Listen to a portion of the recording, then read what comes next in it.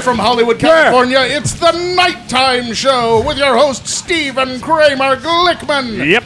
Our head writer, Matt Walker, is here with us. Our host with the most donuts in the whole world, Mr. Stephen Kramer Glickman. And our very special guest, 7-time Emmy Award winner. You might know him from Lou Grant, but we know him as Santa Claus from the movie Elf. The former president of the Screen Actors Guild, Ed Asner. Ladies and gentlemen, welcome to the Nighttime Show, and here's your host, Stephen Kramer Glickman. Hello, America. Stephen Kramer. That just got the best Dudley. reaction from your dog That's Dudley, possible. Yeah. I don't blame you, Dudley. I'd kick their ass, too. Get him out of here. Show him your teeth. We've ever done. We're being escorted off the premises now. Show him your teeth, Dudley. Dudley is showing me your teeth. Wow. That is an absolutely fantastic dog. Isn't he wonderful? Oh yeah, he's great. Those He's guys a are beauty the best. winner. This is such an honor, Ed, to be in your home and sit with you here at your desk, surrounded by your many awards and everything. This is the best, man. It's so cool. I'm such a huge fan. That is an enormous knife. He just pulled out And weaponry on us. if we don't get everything that I've told you to talk about, I'm going to use this on my throat. Oh my God! It's a very high-stakes podcast. It's a high stakes, it really is. All right, well, let's start by talking about your one-man show. You have a one-man show that you're doing right now called A Man and His Prostate. Yep. That you're touring around the country doing. And we're having wonderful success with it. What is it? Closer to the mic. Oh, yeah. He tried to be subtle, My- but he was like... My mute assistant Igor was telling me I had to talk further into the mic, Yes. which is interesting because, generally speaking, when I give these interviews, he hogs it. And that warranted Blade number 2 coming out. Yeah. We've so far seen 2 different knives. I waved collect at us. knives, and I want you to be the beneficiary. How did you come up with this one-man show? How did this play out? Ed Weinberger, one of the producer-writers on Mary Tyler Moore, wrote it about his own personal experiences. And I don't know how many people he asked to look at it and do it before me, but I fell for it. I love it. I love it. I think everybody, you were like the last one. Wow. That's yeah. You'll cut all that. We'll cut that out. Yeah, we'll cut that. In post, he's gone. Don't you fret. Here, go sit on this. That's really incredible. How many cities are you touring to? Oh, anywhere you got one. Oh my God. Yeah, That's yeah. That's amazing. We did Woonsocket, Rhode Island. We did what the hell was the town in Connecticut? Old Saybrook. Old Saybrook? Yeah. Oh yeah. Old Saybrook. And then leave it alone. And then I don't want to lose any time. Yeah, well, we'll post the information on our website for everybody, so that anyone who wants to come see you in person, they get a chance to. Yeah. And if you want to see it, start tweeting about it now. Yeah, absolutely, because those tickets are going to go very, very fast. My deaf mute assistant, Charlie, will provide you any information you need.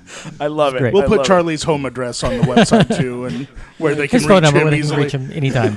Carla is his wife's name, and she's a honey. And I'm waiting in line. We'll put all of Carla's information up as Absolutely. Good. So, with such an extensive career, what I would love to do before we get into the shows that we all know and love, and We Mary gotta Tyler get Moore into and something. yeah. But before we get into that, let's talk about where you grew up and how this all got started. Well, it all started in a little town called Kansas City, Kansas. Yeah, that's where I was born and raised. And up until I entered the I think it was the second grade. We lived above my father's junkyard in the Bottoms, it was called.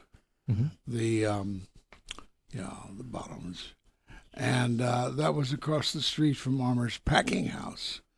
So my early life was filled with my two Mexican friends and watching the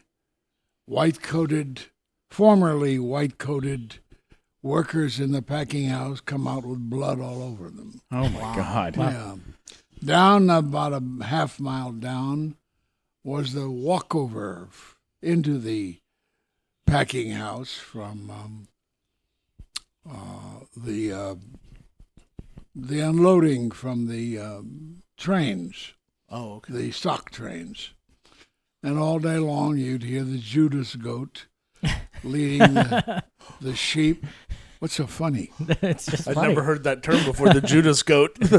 You don't know that? No, what? No. That's the goat that they use to lead the cattle into the packing house. The slaughter. Wow. Yeah, and sheep.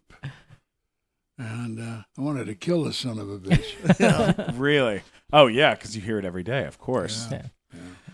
Yeah. Were your either of your parents involved in? Neither of them were involved in the acting industry, right? No. You were the first in your family to do that. My dad was the junkman, and my mother was his wonderful, strong, loving helper. Wow. Yeah. What about were there other people in your family that were entertaining, like around your life? Anyone that you kind of took cues from to go into this business? Nobody I can call to mind. I heard that there was a great cantor in Moscow that came from my mother's side of the family, but I know nothing else about that. Wow. Did your family try to push you into being a cantor or a rabbi? Was there? I was raised. You were raised Orthodox, right? Orthodox, yeah. I was very envious of a cousin, two cousins, a boy and a girl, who one proficient on the piano, the other on the violin, and thought how marvelous. I took the violin for one day. They were offering lessons at the school. Yeah. It was a small violin I had. I don't know where the hell they got it. But You played for one day? I tried the teaching for one day, and then tried rehearsing at home with the music set. Had my mom buy all the stuff, the music, the stand, and I said, well, but she couldn't buy the talent. That's so funny.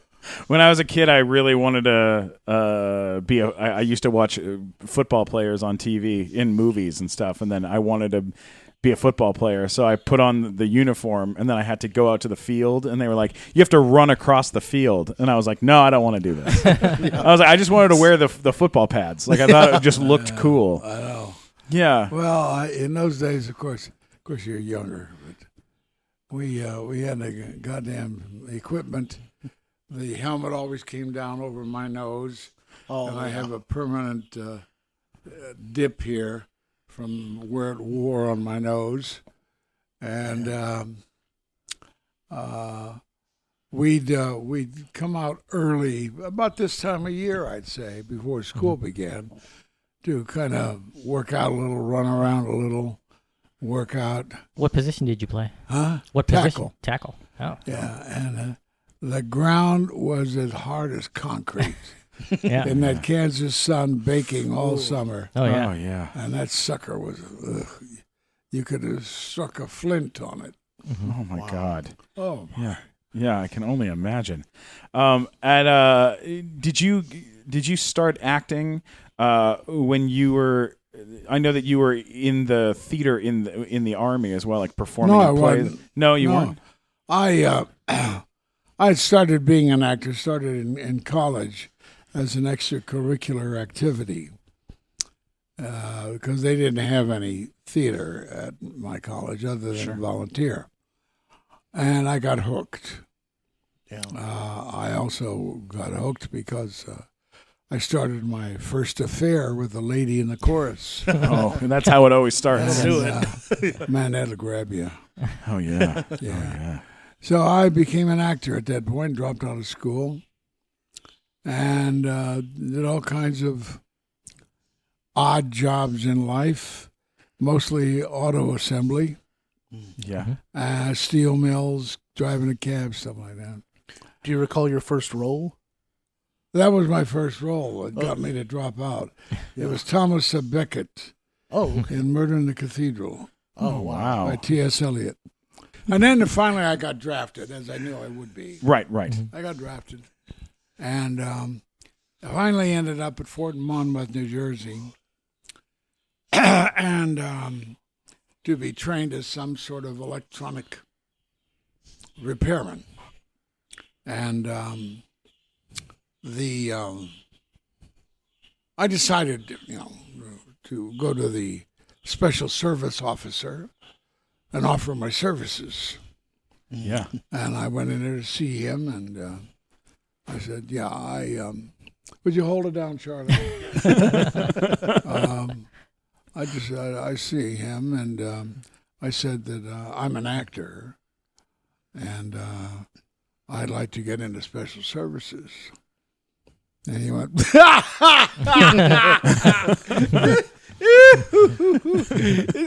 we're 50 miles from New York. What the hell do we need you for? Yeah. Wow. Oh. So I went on to serve my country as best I could. Absolutely. Were you politically active at that time of your life? I don't know.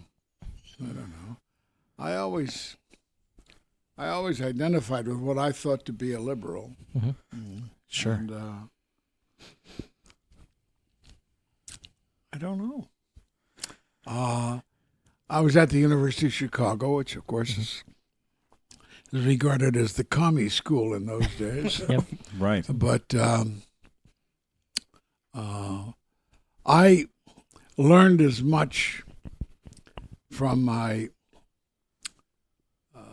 fellow dorm mates. A lot of them were returning servicemen. Yeah, and it was called the commie school in those days. But the interesting thing about Chicago U is that more big team Republicans have come through there. Yeah. What's his Secretary of the Treasury? What was his name? Geithert? Huh? Was it Geithert? No. We'll move on. Yeah. I don't know. Yeah. But they Milton Friedman, I think, yeah, is of course. another one. Oh, sure. And they're all over the place. The biggest conservatives, intellectual conservatives, in the very nice guy, a good moderate Republican, but he's been in almost every Republican administration. Charles Schultz. Yeah. Did that strike a chord on you? I don't recall. I'm going to You be don't like recall Reagan. I don't Charles recall. Schultz? Well, Charles Schultz. Don't be from like Snoopy. Reagan. He said, "I'll be like Reagan. I don't recall." But And he served Reagan too. yeah, I think so. Yeah. Served Right. George Bush. Oh man. Yeah. Do you watch the news these days? Do you just try to avoid too it? depressing. My hearing is not the best. Well, you're not missing much. No, I know. I know. You sound like Donald Trump. Yeah. Right. But I to have been in the fields of the Lord's liberal tracts all my life, and to see where this country is now.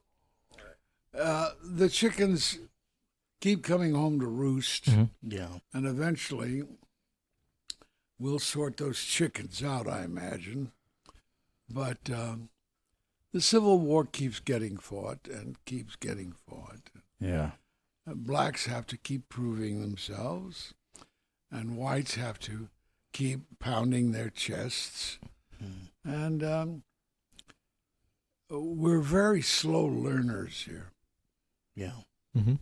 I can understand people's wanting to jump on the Trump bandwagon because he's not business as usual. Yeah. He's business, Yeah. big Right. time, as evidenced by our not seeing his tax returns. But he is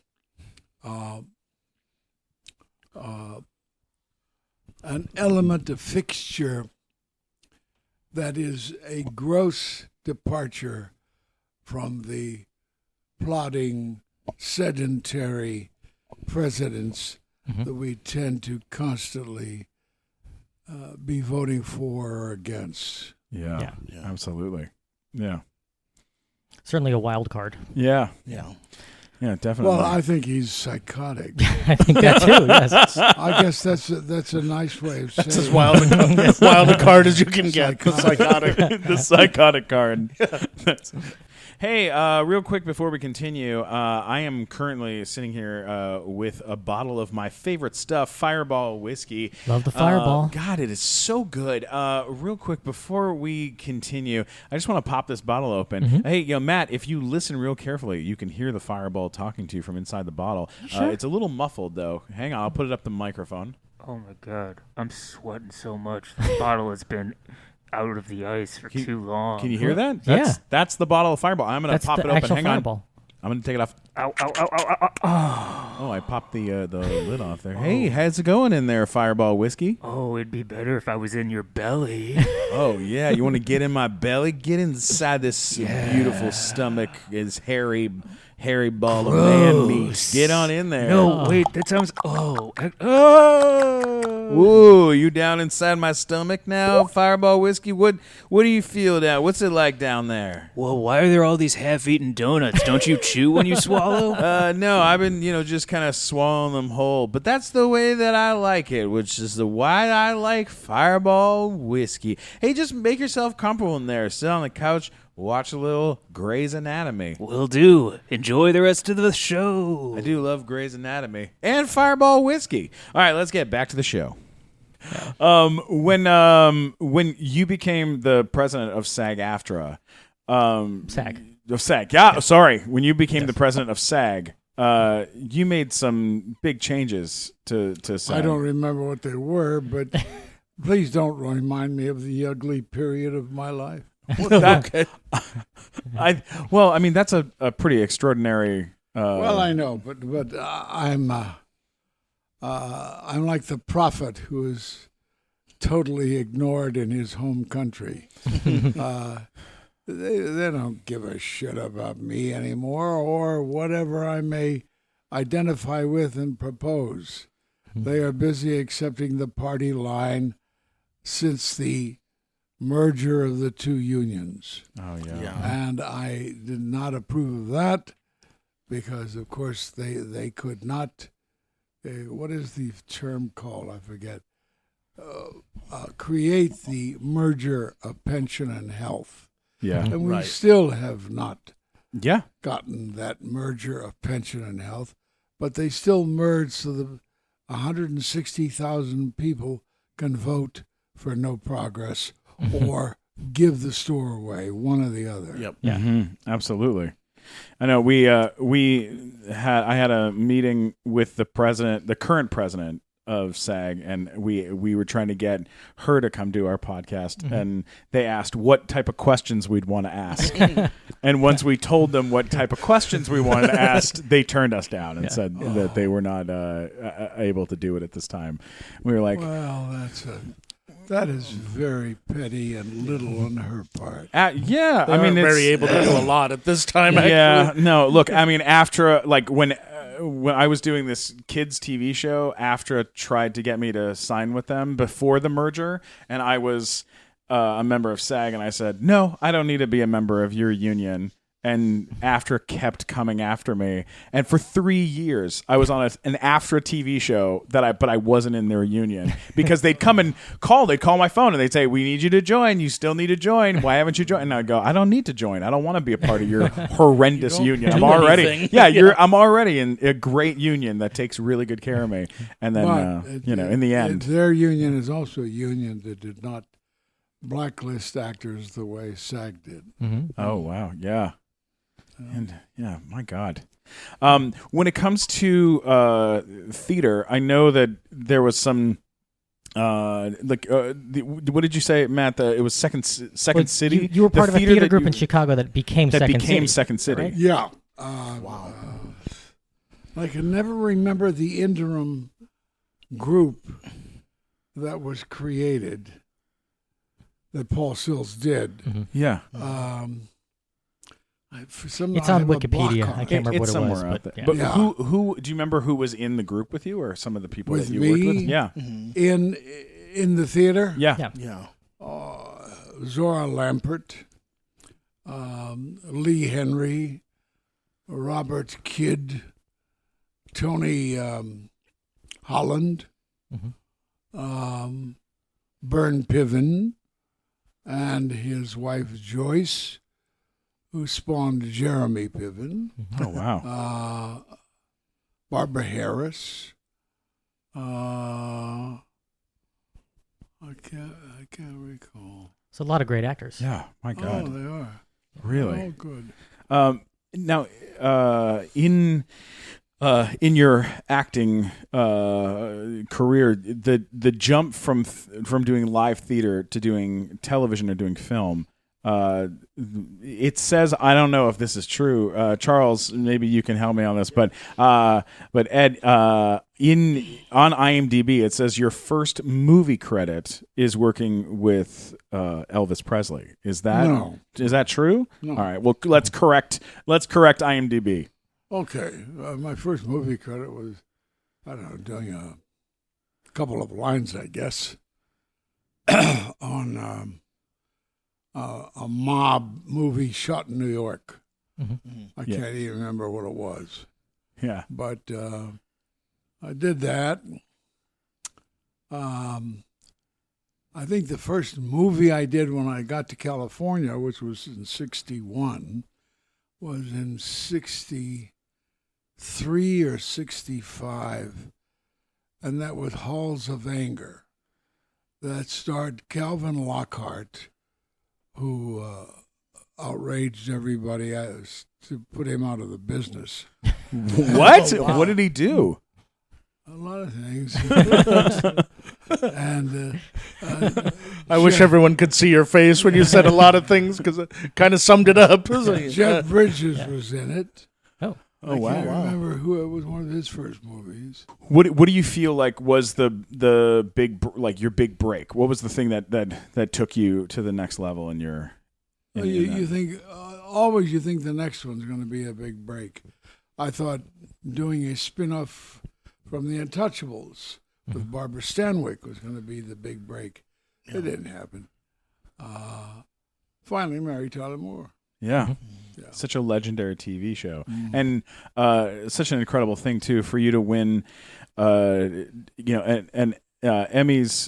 To win an Emmy Award for a comedy for the same role as you won an Emmy for playing the same role but in a drama. It's really only happened one other time. Yeah. And that was recently with Orange Is the New Black with one of the And that's actresses just because on they that. reclassified the show. Yeah, but they reclassified the show. It wasn't a different show. Yeah. You played the same character on two different shows and won two different Emmys in two different categories. Like that's unheard of. Wow. Just shows you what a brilliant goddamn actor. And you can't tell which hand has got which ball. But when we started the show, it's because I trusted the writer producers to such an extent that whatever they wrote, whatever they wanted to do, go to an hour and from a half hour. If that's what you want to do, fine. I trust you. Sure. So when we did it, and I'm busy doing it, I always felt I based my character in Mary very strongly on my two brothers, who had rights on bombast. Yeah. And big and tough and all that. And that was my Lou. And then when we got to the hour show, and I kept working and working, I said, my two brothers don't work anymore. They don't work for me. And so finally I decided I got to plunge into myself and create this character to respond to the hour writing. Yeah. Wow. What a big change too. Yeah. Yeah, that's a big deal. What was that set like? The Mary Tyler Moore show set. What was that like? Those people like working with those. What are you doing? Don't pace back and forth, will you? Makes me nervous. He's in the back mixing cocktails and stuff. I think he thinks he's directing me. It's like what was his name on Terminator 3? Christian Bale. Yeah. Every time we turn around, he's doing a different thing. He's got a banana. He's making drinks. I stimulate his appetite. He's going to do the Sheriff Arpaio. You guys are getting too serious. No, I love it. You're comedic. You're having fun. You're laughing. And all of a sudden, You're not on mic. You're not I on know, mic, Nick. I know. You know, the thing is though, with something like this, it's like, that show, Mary Tyler Moore show, so unbelievably impactful. And as comedians and as we come in, we're being funny and trying to have a good time and be silly, but then at the same time, as writers and comedian and actual comedy fans, you can't show help but get really interested. you can't help but sink in real deep on that, because that show was because it's like we all got to watch the show and have fun watching it. We didn't get to see what you got to see, which was how this amazing cast operated together and stuff. Well, we had brilliant writers, and for some reason, Mary represented to womankind the new American woman, and most of them bought it. Yeah, and they presented her in, for instance, when the original script was written, she came to Minneapolis as a divorcee. And CBS said, no,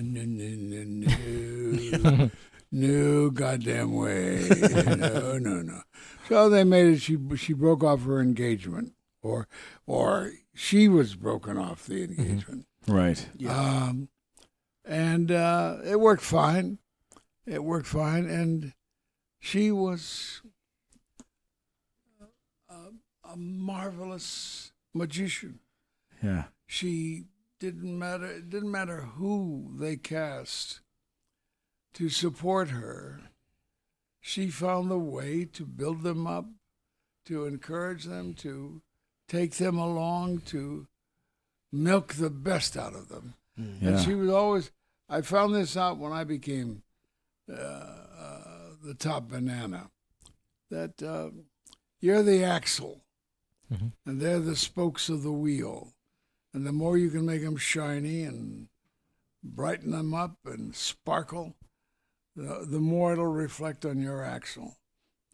Brilliant. What a She knew brilliant that. way to say it. Yeah. Yeah. That's so true. Wow,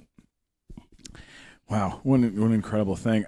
When you were cast in Roots, in that TV, it was a TV miniseries. Did you do a lot of research to prepare for doing a project like that, or no? You crazy? No, it was written well. Yeah. I had done Rich Man, Poor Man the year before, Yeah. and I had strong, not physical, but differences with the director, David Green. Yeah. I knew the producer. What the hell was his name? Can't remember. That's okay. Of Roots, and heard from him. I forget. I saw him socially or whatever, that he was doing it, the miniseries. Yeah. And I didn't think that. I mean, I was such a sad, miserable schmuck that I didn't feel that they would ever follow up a miniseries with someone who was a star on the just previous miniseries. Yeah. And Harv Bennett, he was the executive producer of Rich Men, Poor Men. God bless him. And they chased me and caught me. And CBS was not too happy that I delayed my appearance on the set of Mary Tyler Moore because of that show. Right. Anyway, so we get to Roots, and I didn't think the director would want me back again, but he was quite willing to accept me. And the first thing they offered me was the role that Ralph Waite did, which he did very beautifully and coolly and cleverly. Yeah. And I said, well, I've done those roles before. How about the captain? Because he spoke like an Englishman, and it was a departure from characters I had done on TV. So I thought it would be a nice shading contrast. Sure. So they thought, and they said, fine. Yeah, good. I was home free. And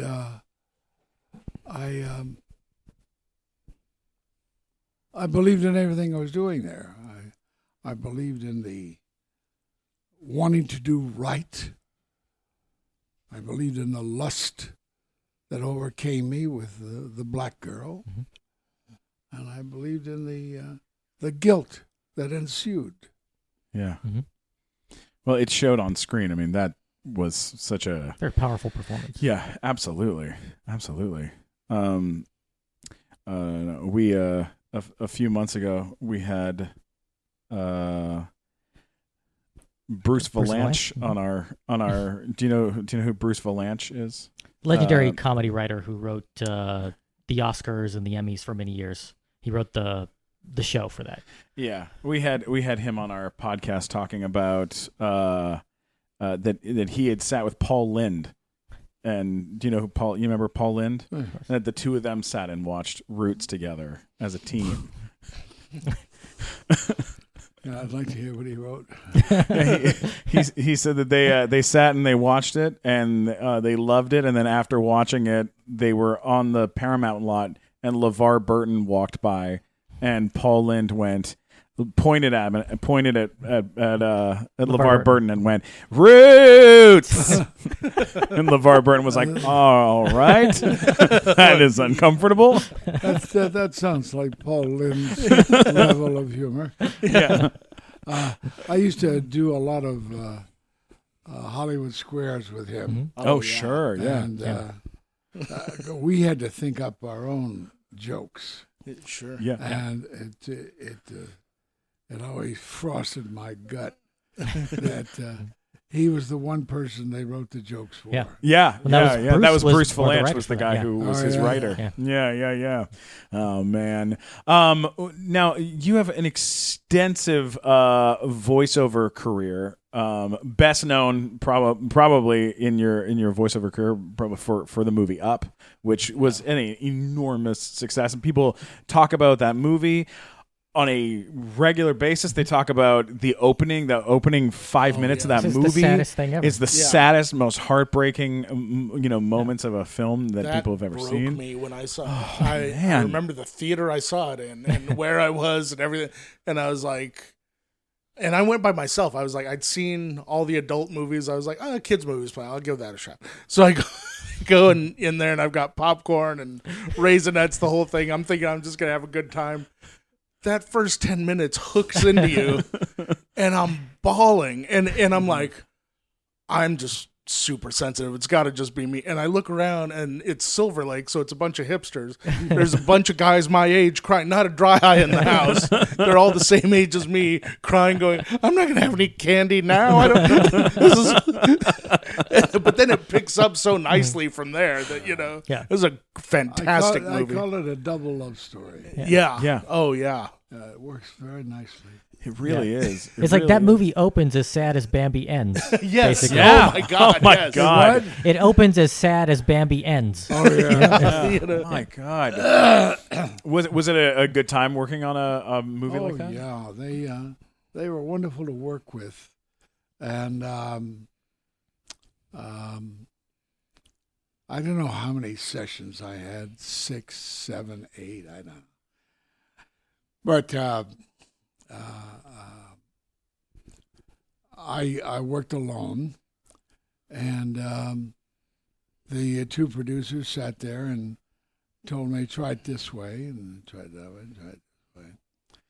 And about the third or fourth time I did it, they came back and said the animators were very happy with what I was giving them. So that pleased me no end. And then about the 6th session, we were in a particular the sound room we were working in at Disney. And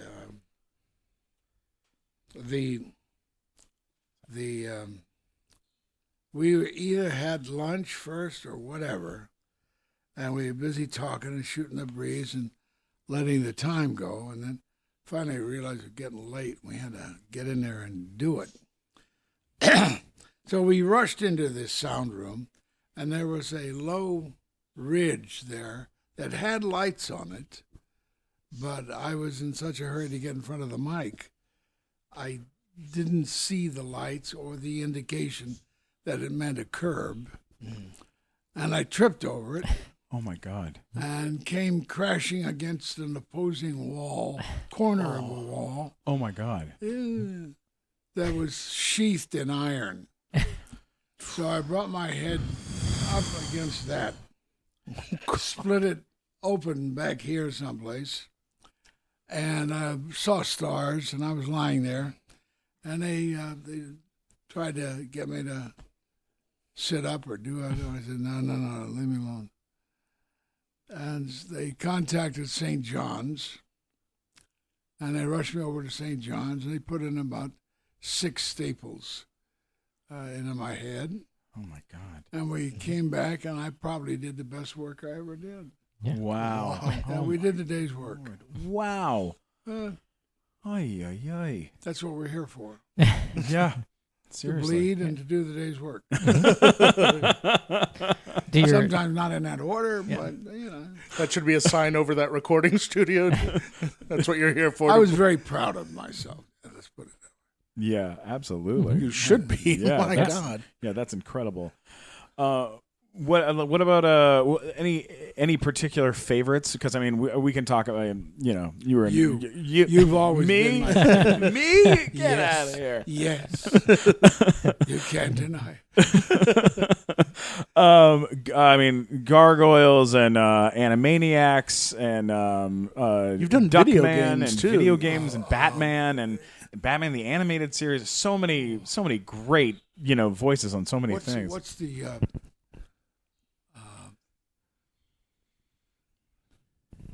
Aaron Magruder's black comedy Boondocks? Oh Boondocks, wow! yeah. Oh my God! Yeah, Boondocks, yeah, yeah. Boondocks. Yeah, that was such a terrific show Yeah, too. it still is. I know. I was like nodding. Yeah, man, after I had a sandwich and a half and a banana. Oh man, you guys brought my energy levels down. It's a very relaxing podcast that we do. Yeah, look at all this energy come in. Why don't you two go chew on each other's nails? You think you'd like to do that? I got something for Charles to chew on, but it's not. Wow. All right. So your We're publicist back. brought up Ted Knight and asked us to ask you Well, he's about the it. funniest man I ever knew. That is a hell of a quote. That is one hell of a quote. I didn't say I liked him. How did you meet him? On the set. Yeah. So they're Mary Tyler Moore. Yeah. No, I mean, like, what was like your first impression of him? Well, nobody's ever asked me that. You're not as dumb as you look. Let's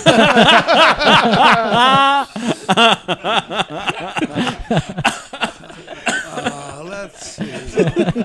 Oh, God. He has his moments. Yeah. Well, I loved his there was a clipped aspect to him. Trim, and I mean, he had boxed, I found out, when he was younger. And he was with the occupying army, or came into the army into Berlin, and confessed to me that he had entertained himself with a mannequin he found in the destroyed Berlin. Well, I don't blame you. Those are hard times. It's rough. You talk about the Russians that they sent in there. They had to be all Mongols, and they were, boils and fistulas and the ugliest creatures you could picture. And the Russians did it for a purpose. Yeah. They wanted to punish the beauties of Berlin. Wow. Oh my God. And found out that he had done a kiddie show in Connecticut using a dummy, or more than one, maybe. I don't know. Uncle Teddy or something like that.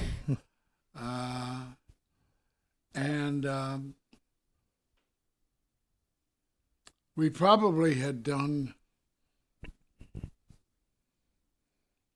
He did a lot of Germans, Combat, and Rat Patrol, I think. Did that kind of crap. Yeah. Wow. Black Sheep Squadron or one of those kind of shows. Huh? Something like Black Sheep Squadron, those kind of shows. Black Sheep Squadron. Remember that one? No. Okay. Didn't I think you're the remember only one who I'm watched the only one that, who watched that, I guess. Matt. Yeah. Jeez. I love it. that.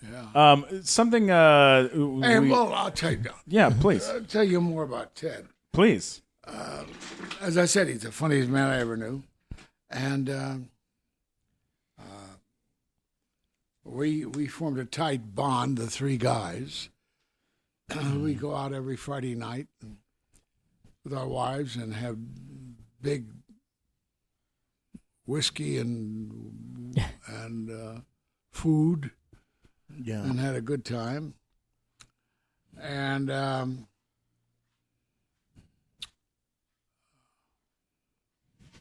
there was one time there where, maybe the second or third year, that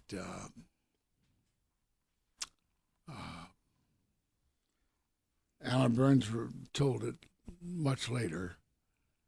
Ted came into him and said that he wanted to leave the show. And why? I'm just tired of people thinking that I'm that idiot, that schmuck that putts, and then think that that's exactly what I'm like, and so forth. And Alan spent a half hour talking him out of it, convincing him that people realized the difference, that he was acting with this and that. Not to believe that they didn't realize that difference. They finally had him sold. At that point, Jim Brooks, our other producer, came bursting into the room and said, "Hey, Ted, how does it feel to be the biggest schmuck in the world?" Oh, God, people just think you're the biggest idiot they've ever. And but he stayed. Wow. Oh my God. Have you ever walked off a show? Have you ever quit a show? No.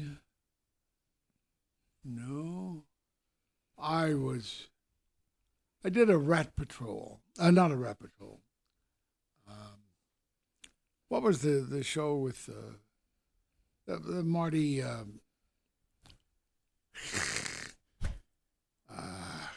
Christ. With Barbara Bain and Marty Landau. What was that Not show? Mission Impossible. Mission Impossible. Mission Impossible, yeah. Oh, Mission Impossible. Thank you. You're the bright one. And I was hired to do a villain on it, a villain that Marty, I guess, would take the place of, but nobody knew what this guy looked like. So I was playing it fast and loose as this guy being the chief villain, and it didn't matter what I did. He didn't have to emulate me. Right. So after the first issue, Stan Kalis was the line producer, and he kept Bob Butler was the director, and he kept bitching about what I was doing as this character, and it was not fun. So I finished the day's work, came home. I was off the next day. Got a call that night, I guess, to come in. And would I come in and meet with Bruce? What was the producer's name? The famous fellow. Don't know that one. I'm not sure. Exec producer of Mission Impossible.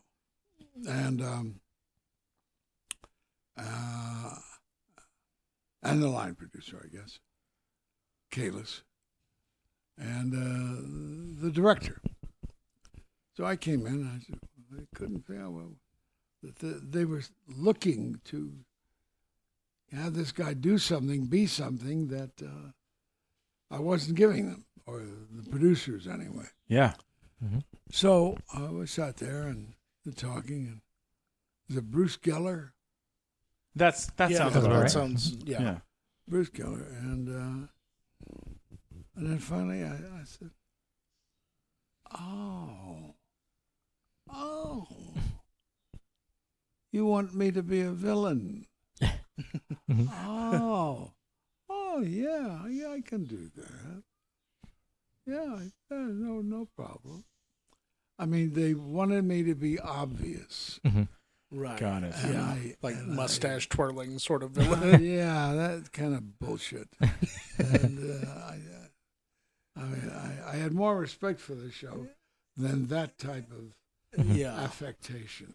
Yeah. So I came back the next day and zip, zip, zip, zip, zip. But as we left that meeting, Bob Butler said, I don't know, Ed. You got to do what your conscience tells you. You know, sometimes you got to swallow it. And it sounds like he had swallowed a lot.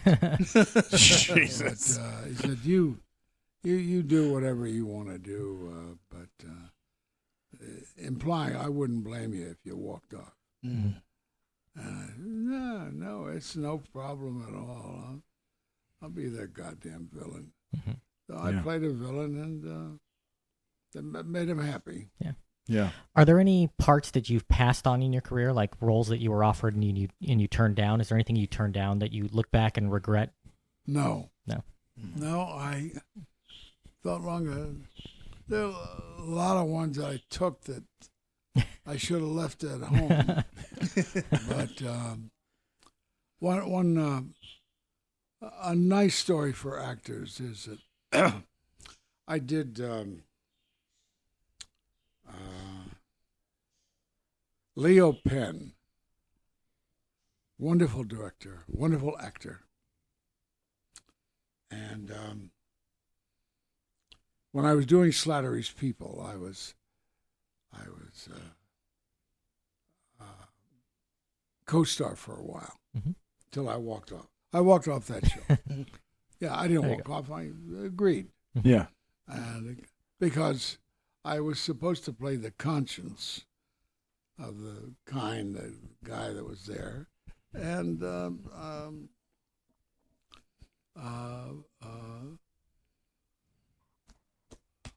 the hell was his name?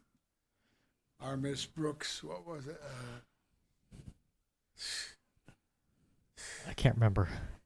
Anyway, the star of the show was the conscience. Right. So there's nothing for me to do. Mm-hmm. Yeah. So I could see that I was going endlessly doing the same yassabos. Yeah. And so I asked out, and they said, fine, if you are willing or agree to come back and do the show when we have your character in it for the same price. I said, oh, yeah. I would have paid them just to get out. So they had a show in the hopper for me to do. It's privileged information where I was going to be put in jail for not divulging my source. And great script. Yeah. It's always good. Yeah. So I said, fine, yeah. And Leo Penn was directing, and we directed the first day's work. And he was fine. Came back for the second day's work. There were 2 scenes in which I was drunk. I came back to do the second scene, and I was also drunk in that. Mm-hmm. And I just started to do it the same way. I said, no, we did that already. We did that already.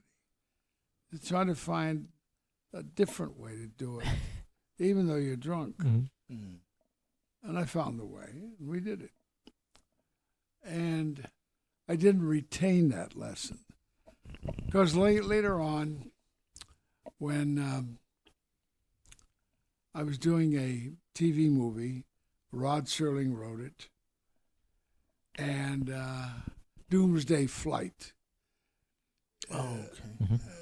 I think that was the name of it. Yeah, I think so. About an anaerobic bomb set to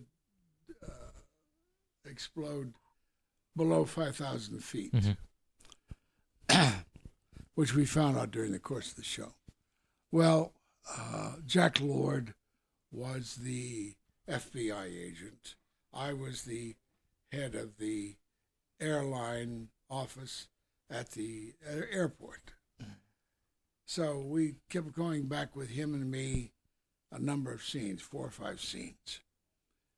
And each time I thought, man, I'm just kicking that crap out of this. This is so good. My God. I am so cute. I am so clever and this and that. And I saw the show. No, it wasn't a precursor to anything.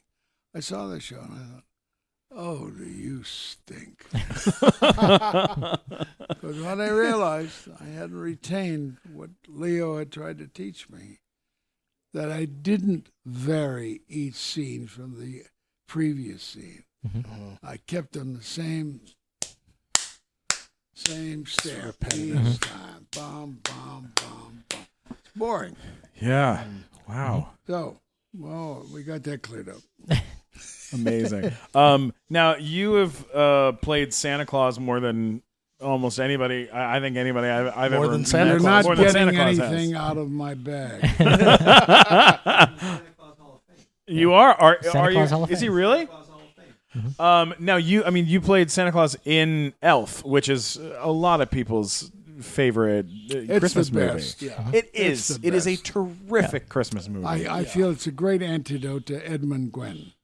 Yeah, absolutely. Yeah. And it's also a film that can people can watch that movie any time of year. Like it is a very, very funny movie. Yeah. It's got you, Bob Newhart, all those my great God. people. Yeah, seriously. And John Favreau directed it. Oh, Yeah. wow. And I feel that it went so effortlessly. Yeah. What's he like to work with? What's Favreau like? Easy. It was like sliding down a slippery rail Wow. and not having it plunge into you. Good. Yeah.